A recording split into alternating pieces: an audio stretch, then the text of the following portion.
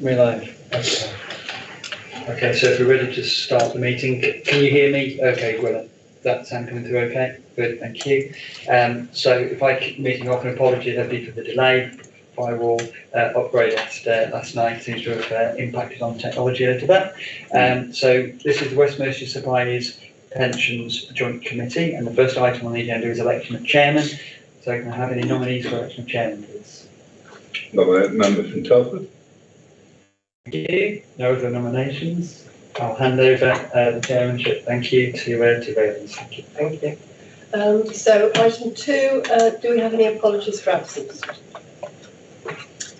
Yeah, we've got. Oh, sorry.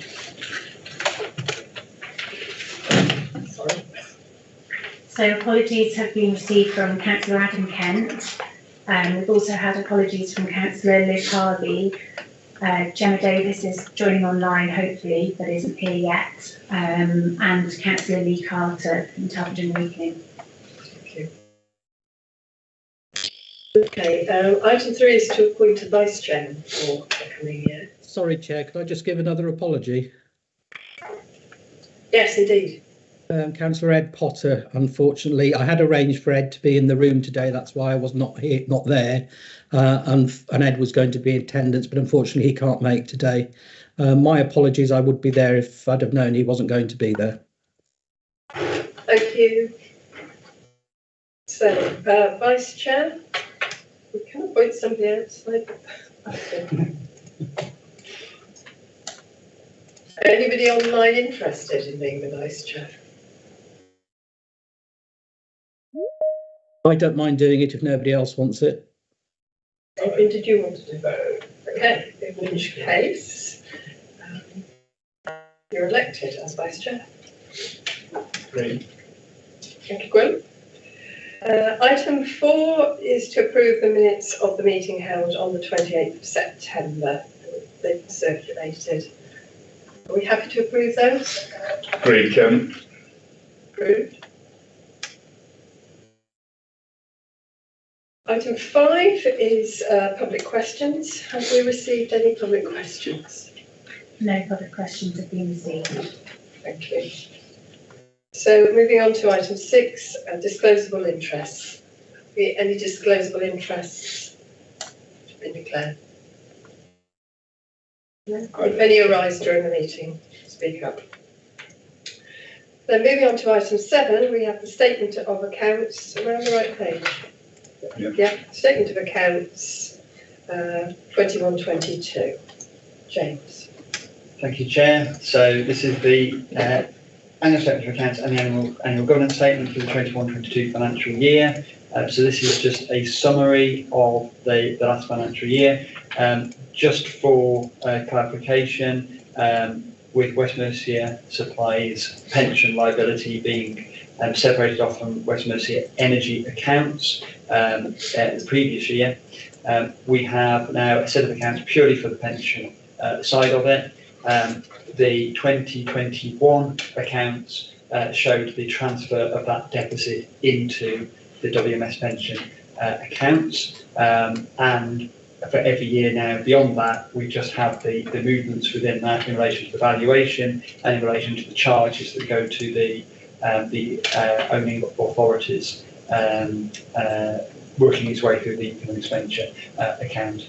So those valuation changes on the pension, on the balance sheet, and the only debtors and creditors that are shown in the accounts will be around those amounts owing to and from the pension fund in relation to the committee figures. The annual governance statement and the statement is there attached with the appendix. It's quite a long document for not a lot of information, to be fair, but any questions, I have to say those. Questions? I don't have any. I thought they were quite straightforward. No, I can see that Gwen doesn't have any. James, we've got Gemma on the call as well now, Gemma Davis. Oh. Gemma, I can't see you, but do you have any questions? No, all happy with that. Sorry, I'm having a couple of issues with my camera. I might go out and come back in. Okay. Okay, so then looking at the recommendations at point 2, are we happy to agree to those? Agreed, Chairman. Approved then, thank you. So moving on to item 8, pension liability charges 22-23. James? Thank you, Chair. So where the accounts looked at the 21-22 financial year to sign that off, the pension liability charges paper looks at the current year. The reason it comes partway through the year is because we then have the figures for this particular year understood, and we basically set the fees out, then the charges out to each of the owning authorities for the current year based on that latest information. So there's 4 elements to the payments. Section 7.1 shows the deficit recovery payments. These were paid in advance last year, so there's no figure to be paid in the current year. We then have the compensatory added year's benefits in section 7.2. These are paid on a monthly basis and are divided up into quarters for each owning authority. We have the lead authority costs in section 7.3. So these are set out just to demonstrate all of the costs incurred in managing the WMS Pension Joint Committee. And then in section 7.4, we have a breakdown of other costs, which generally will be the actuary costs for any further information provided in the year, and any external audit costs, which at the moment are 0 because we don't have a separate audit undertaken. These figures form part of the council's accounts and are picked up as part of that. So section 7.5 then shows the total costs over the 4 member authorities, and then the value for each one, say being divided by 4. Section 8 then confirms that, so the figure for 22-23 for each owning authority is £9,243.22. And then section 9 sets out the payment mechanism, which is basically that once we have these figures confirmed, we hold the meeting before the 30th of September, which we've done today. We then raise invoices and we ask that each invoice is then paid within 30 days of that invoice date. I would just like to re-emphasise that point, please, for members to take back to their authorities. To date, we've had some quite long delays, let's just say, in relation to paying those invoices. And because the figures are paid by Shropshire Council in advance, and we charge it halfway through the year, we charge interest based on halfway through the year it being recovered. Obviously, if that goes on further, we may have to review the payment mechanism and consider charging more interest to those authorities that pay late. But over the last 2 years, we haven't had all of the payments in within the 30 days. Some authorities have done, some authorities haven't. Happy to take any questions. Do we have any questions? Online, Gwilym? No? Gemma? None. Is there? That was no. Okay, so James, will you write to the authorities? I can do. yeah, as directed by the committee, perhaps that helps. I'm sure. Yeah. Thank you. Good idea. Okay, so we've got the recommendations at point 2 of the report, which is to approve the pension liability charges and to approve the amounts due to be paid to each authority. Can I have a mover? Yeah, more than happy. Seconded and agreed. Agreed? Thank you. Item 9 then is policy decisions. James. Thank you, Chair. So the policy decisions paper is then looking forward to the 23-24 financial year, and this is probably the most important paper today, in the sense that there is a decision to be taken by committee in relation to how you want to treat payments for the next the next valuation period. So because of where we are, we have a 3-year actuarial valuation undertaken on a three-year basis, and that's now being completed at the moment. So we have draft figures which will be implemented from the 23-24 financial year. So within that actuarial valuation, we have the figures for West Mercia Supplies Pensions Joint Committee identified, and those are set out now within section 7.1, and particularly the table in section 7.1.5. So there were 3 options for paying these deficit payments.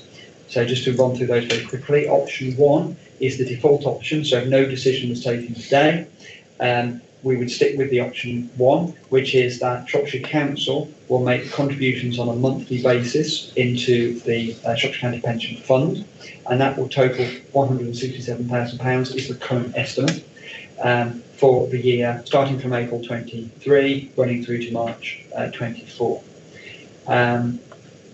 If we instead looked at option 2, this would mean that that annual payment would be paid in advance at the start of April by Shropshire Council.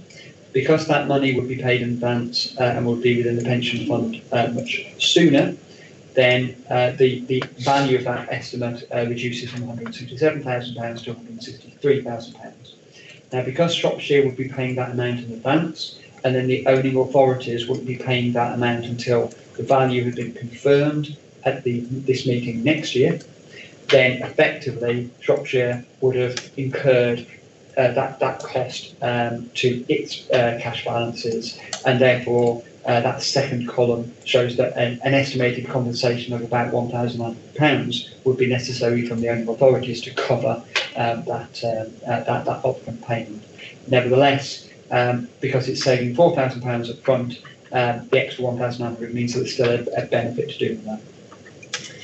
The third option is that because the actual valuation runs for 3 years, we know, or we will know by the 1st of April, exactly what the figure is for payment over the 3 years, and therefore there's an opportunity to put all 3 figures together, all 3 years together, and pay them all on the 1st of April.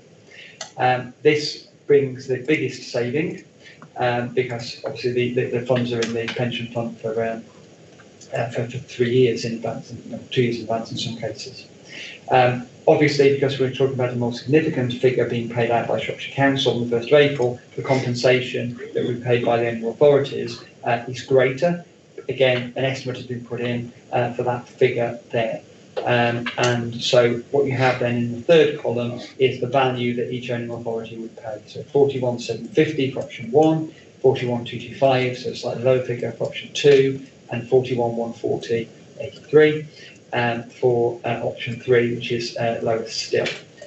Just to confirm, that compensation figure for Shropshire Council is an estimate at this point. When we get to this point next year, we would have the actual calculation for what that would be, and therefore we would adjust on that basis for the invoices that would go out at the end of September.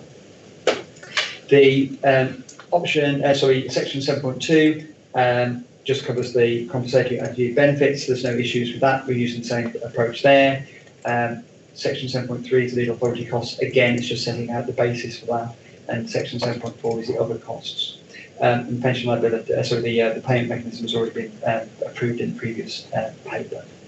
So the recommendations, just to bring you back to those, is to consider those 3 options and agree which of those deficit repayment options you wish to choose in section 7.1, and then it's just to confirm the policy for section 7.2.3. I'll take any questions or to clarify anything in relation to that. Just a quick question for you, James. I take it that you've had sight of your actuarial valuation by, I don't know who does it here, Mercer's. Because in effect, this scheme is part of the Shropshire scheme, I'm right in that, right? And so this isn't a brave guess. this is an informed amount. Do you see what I mean? Yeah, if I may, Chair, the estimate that we have here is based on figures that Mercia have provided. Right. What they're not is the final figures. Yeah. So that's why they've rounded to the nearest £1,000. It may be that they that those figures will change, but we won't know that until the final figures are confirmed later, closer to the end of March. And I take it that the actuarial valuation then was relatively positive by the look of it. It was, yes. Yeah. What we're seeing overall is that the pension the pension fund is now around about 1% funded. Yeah. Right, Chairman, well, I mean, I think I just have to move an option, basically. Or should we just check? Oh, sorry. Thank you for offering. Willem, do you have any comments, thoughts you want to share? From my point of view, obviously, if authorities can afford it, option 3 is probably the cheapest, isn't it? Okay. Gemma? Yeah, same as Gwilym.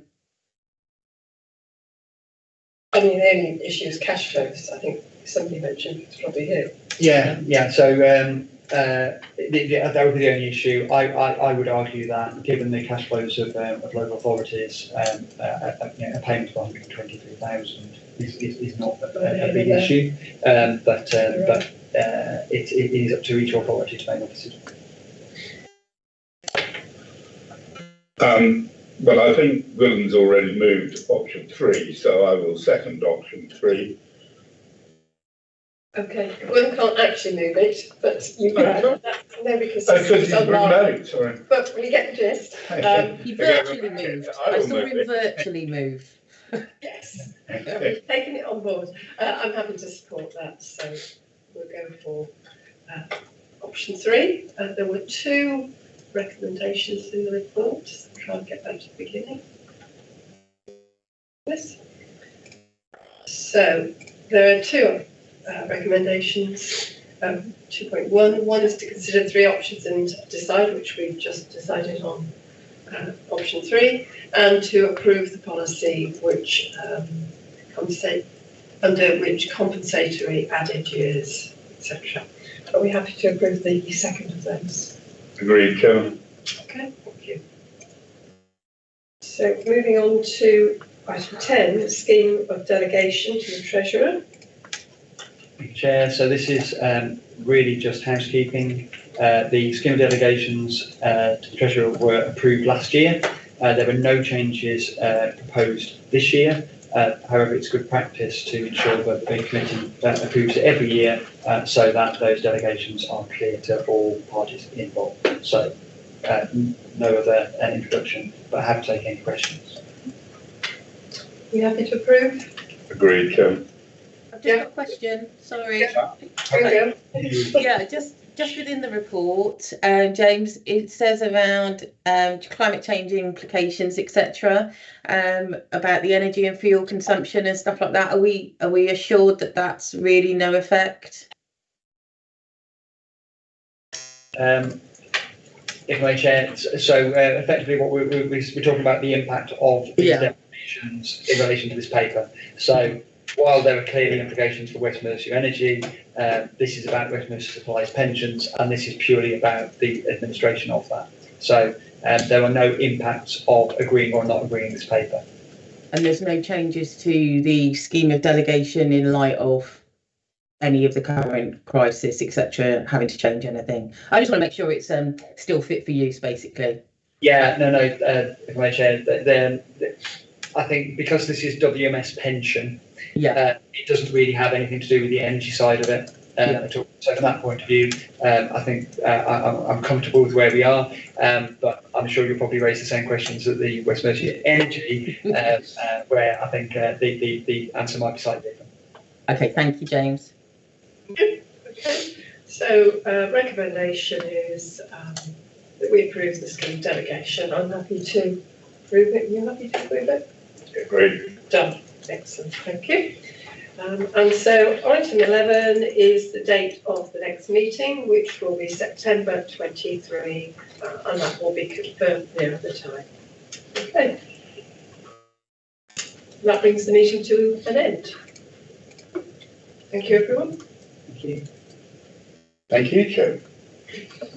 Sure. Pause for the live session Okay. to end. Just wait for the live session to end.